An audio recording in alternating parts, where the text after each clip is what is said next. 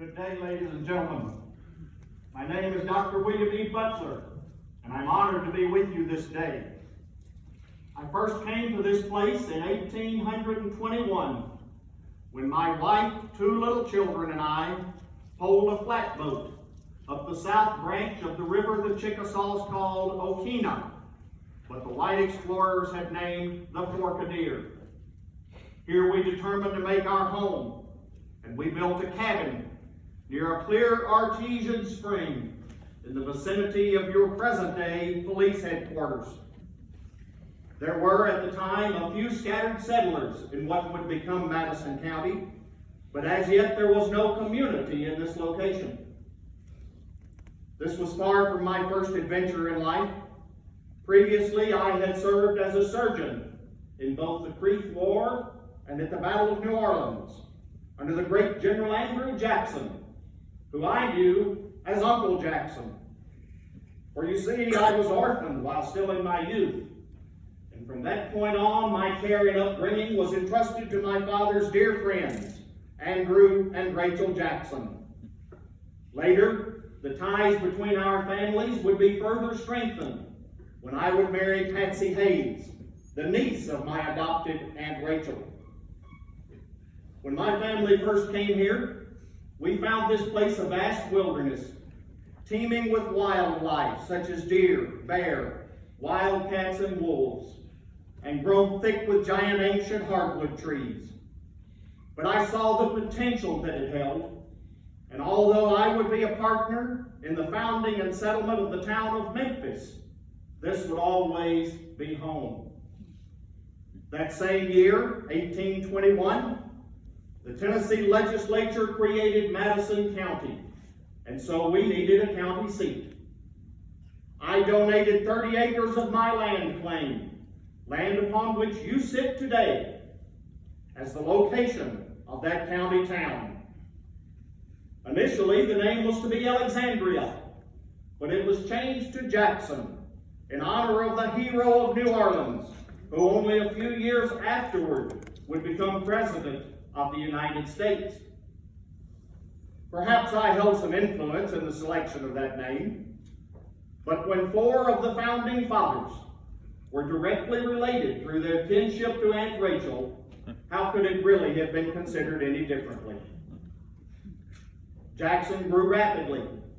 By 1823, we had a courthouse, a newspaper, both a male and female academies. We had instituted a set of laws governing such vital matters as gambling, horse racing in the streets, the illegal sale of liquor without a permit, and the tying of lit matches to the tails of dogs and cats. And for those who neglected to obey these laws, we had built a jail at a cost of $95.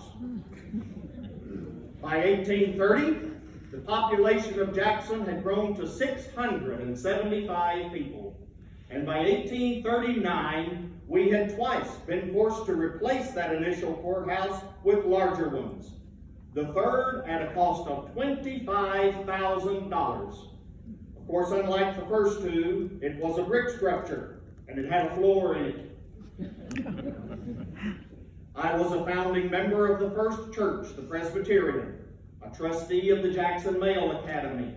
I brought the first cotton gin into this county, and in 1840 I would donate the land on which was built the Memphis Conference Female Institute, land which previously had served as my own personal horse racing track.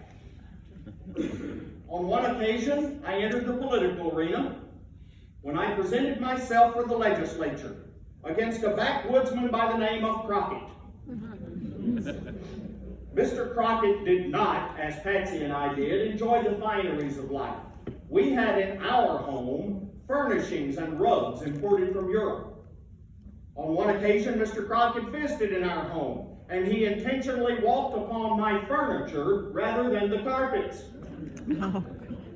Later, he would tell campaign audiences, "Dr. Butler here walks on better finery every day than your wives will ever wear. I have never set foot on such things."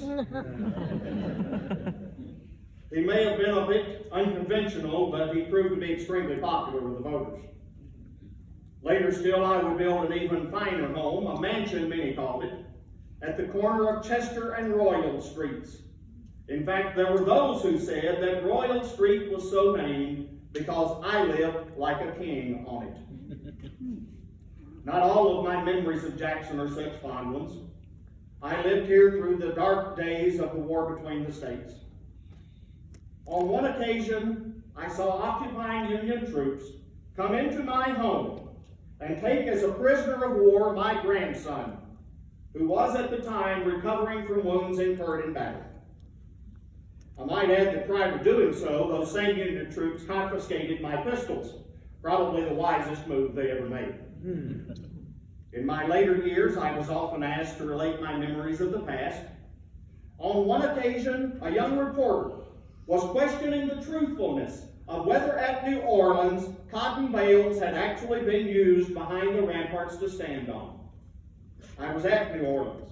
I had lost much of my hearing while standing too near a firing cannon, and so I felt well qualified to respond to the young man. Hell, boy, I ought to know I stood on the damn thing.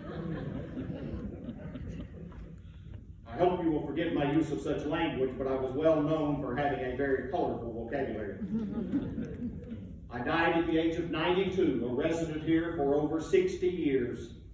I had seen this place go from an uninhabited wilderness to a thriving city of 5,000, a city with wide streets, plank sidewalks, a fire and police department, a public education system, and numerous churches, businesses, and manufacturers.